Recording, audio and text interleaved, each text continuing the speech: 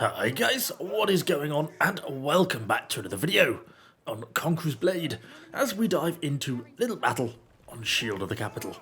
Not exactly my favourite map, wouldn't be the one I picked if I had a choice. But anyway, so quite a few units have all undergone some fairly significant buffs, or at the very least changes. And I'm never going to be able to cover each of these units individually, so I thought we'd just sort of grab a little selection of them, predominantly the ones I kind of enjoy playing, to be honest, and just jump into a little bit of a siege battle, and we can kind of talk a little bit about them and, well, just see how the battle pans out. This could yet go horribly, and we'll end up firmly in the recycling bin, but let's see. So we've got our Fortebraccios, got our Paladins, and we've also got some Monastic Knights with us as well, all of which have had changes and buffs. So I'm kicking off with the Fortebraccios, because they're kind of a nice sort of point-holding unit. And there's a couple of choke points around here. I guess probably my biggest concern is going to be if the enemy gets lots of Falconetti set up. That's really the way to deal with this 8-point on this map. But anyway, what's actually changed with these forties? So they made actually quite a few changes to them, and I'm almost kind of surprised. Out of all the units, I kind of feel like Fortebraccios were quite a decent unit anyway. I've always really enjoyed playing them. Even as the meta has shifted and changed quite a lot, they've always sort of kept as a reasonably decent unit, because they're pretty unique. Nothing else has this sort of ranged melee ability to them in the same way that this unit does. But anyways, what they've basically changed is the amount of damage they do in Brace has basically had a flat increase, and they've also reduced, if you get too close to a unit of 40s, then basically they can't stab the enemy unit. They can only just sort of nudge them with the shafts of their pikes. And they basically reduced the distance there, so it's basically buffed the 40s in that way. Other than that, they've made their AI a little bit better. Essentially now, if they're in a free attack, rather than walking up to the enemy and trying to stab them, they try and make use of their range a little bit better. And that's kind of a nice thing. And they also now pivot slightly when they're in a brace formation. So if an enemy comes at them from like a 45-degree angle, rather than just aimlessly sitting there and, waiting till they get attacked, they'll actually now turn and stab the enemy with their pikes, which is always pleasant, so that's a nice upgrade. Anyway, we are basically having exactly what I didn't want to happen. I'm not quite sure why that guy's just firebombing the point when there's no enemies on it. But anyway, they've basically just got all their Falconettis set up on the tower, and they're shooting through this archway here. I almost wanted to build a culverin at the start of this match facing that way, because it's almost obviously what's going to happen, and I probably should have done, to try and sort of counterfire them, but you'd never be able to build artillery here now without just basically getting taken out. We have got some just sword militia from behind. Okay, nothing too much to worry about there. So I can push my 40s up now. Problem is, the unit's going to be dead from the Falconetti really rather quickly, and am I going to gain anything? I say don't worry about the sword militia, as I'm now stuck in the middle of them. Get off me.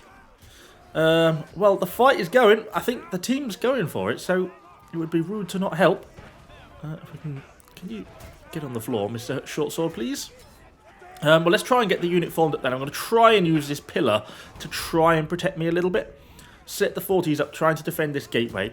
This is where they do well. If we can basically keep ourselves alive and keep ourselves out of that Falconetti fire, we should be in a good spot.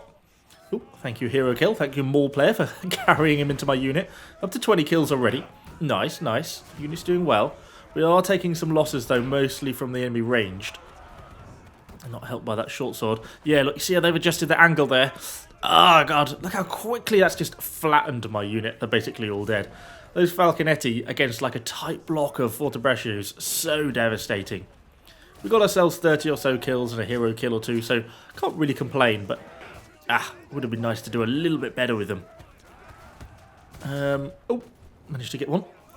Try and hold this, trying to use this corner as a way in on the side of these units, but they're just pushing in so much stuff. Ugh. Can't get on the floor, Mr. Maul. Oh, his unit's going to have me. God damn it. Okay, well, do we want to respawn and try and save A? I would say it probably doesn't look very good. By the time I actually get back and get into the game, we're probably going to be more looking to try and hold the supply point. So in which case, I think Monastics are probably going to be the way to go. So we'll grab them out and see how they're actually going to be performing. Yeah, that short sword still holding on, but there's not a lot of friendly stuff there left there now, really. And we're going to spawn, obviously, right at the back of the map, quite a long way away. So, yeah, it's not really going to be very easy for us to do anything here. Do we want to go monastics? Yeah, I think we do, really. So, the monastics have also had a few buffs and changes with them. Essentially, their first part of their charge is no longer interruptible. So that's not interruptible by, you know, crossbows, muskets and stuff like that normally get interrupts, which is kind of nice. And if they do get interrupted, I think there's then like a cooldown change, essentially. So if after the first part of the charge, they get interrupted in their charge goes on to a much shorter cooldown. So you kind of get some benefits there as well. And obviously, they are still a nice unit. I feel like in recent months, they've kind of been outclassed by things like the Chevaliers and things like that, and other cataphracts to some extent, particularly Laos recently. Obviously, we did a video on them not long ago. Anyway, I'll leave my monastics a little bit at the back at the moment. I don't really want to go into this gateway, to be honest. We're best holding back slightly. But if they make a push in, then we can think about going with the unit. We could, of course, go completely around the back, but I'm not really convinced that you're really going to make it all the way along that back line without getting spotted and kind of interrupted by someone. I think we'll wait for them to try and push through. Hopefully they don't push through with pikes, and that's when we're going to pounce and try and get our charge in. At least that's the plan. See how it actually goes. We've got a few of the teams sort of flitting around the back end of this wall. Oh, is this their time in, maybe? Yeah. Okay, right, now we go. So I'm going to try and charge straight down this street, basically towards that gate entrance. Around the corner, got to clear the corner, charge on. Oh, lovely. Nice. I don't think we're going to get that unit out, so let's just leave them into melee and let's get ourselves stuck in. Try and save these paladins here at the front. Protect them from the Varangians if we can. God, having said that, maybe we need to protect ourselves from the Varangians. Ah, no health. Crikey. That didn't quite pan out. Anyway, we got a decent charge off with the monastics. Would have been nice to be able to try and get them back out again, but it just wasn't going to happen, I don't think. And they are actually pretty decent as a melee unit, so we managed to get ourselves a good chunk of kills there. Up to almost 80 kills now. And looks like we're going to basically wipe this push, which is nice. We go, clear through. I suppose we might have a little push on in case there's any ranged up on the wall or something. You know, sometimes you can catch, you know, a few archers, longbows, muskets on the walls as they're sort of still up here. Nah, it doesn't look like there is this time, but it's surprising how often there actually is the case. Some people giving pursuit. Someone out there, look, we've got a short sword out there going after the Falconetti. Go on, kill as many of those Falconetti as we can after the trouble they gave us back at the start on the A point. Well, we'll pull ourselves back. I suppose we should pull out our paladins?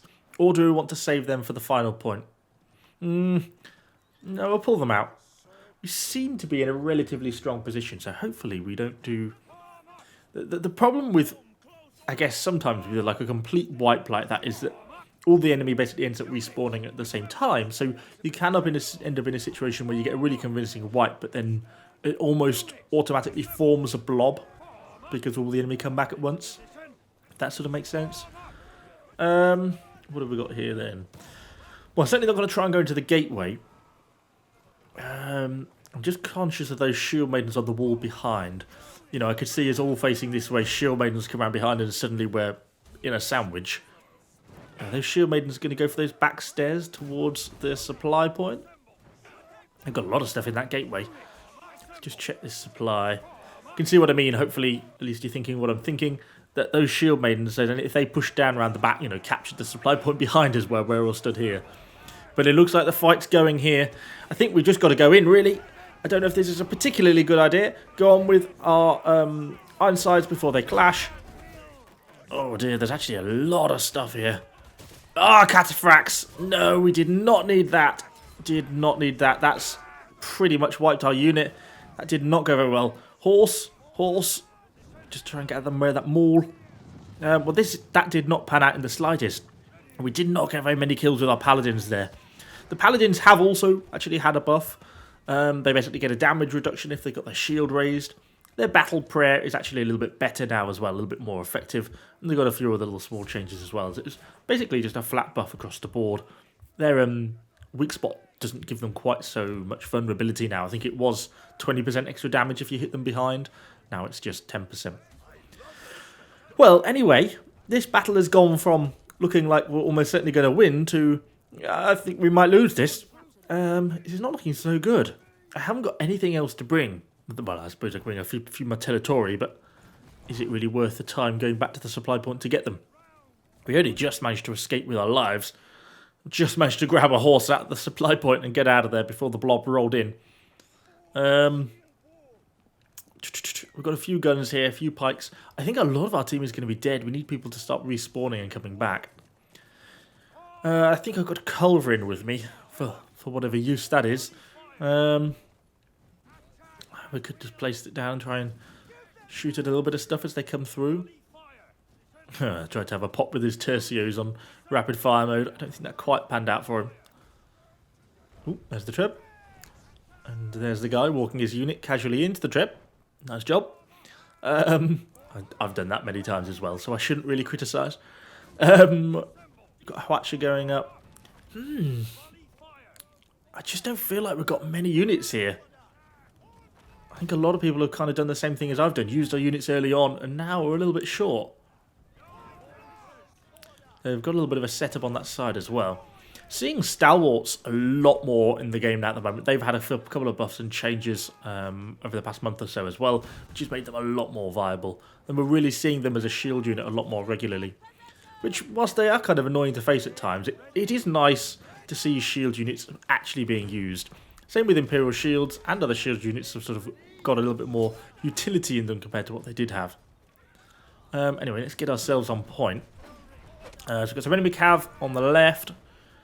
Just basically the full stack of enemy team. At least we've got these Falconetti shooting in, but let me intercept some of these Stalwarts while on the floor. Oh, Cataphax from behind again.